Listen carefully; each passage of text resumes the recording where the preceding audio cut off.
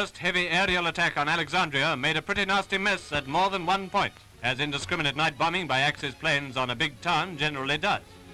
Buildings, many of them old and not too strongly built, were blasted and smashed, particularly in the poorer districts where a lot of casualties were caused.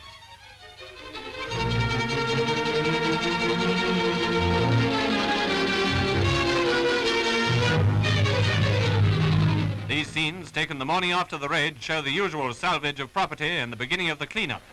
Altogether, over 400 people, mostly Egyptians, were killed that night.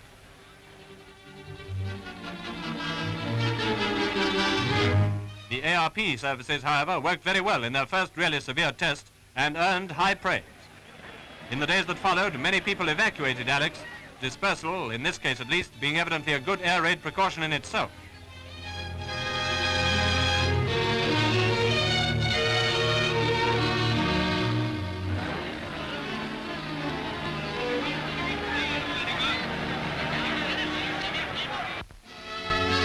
Though the fighting in the Western Desert has had its lull, great activity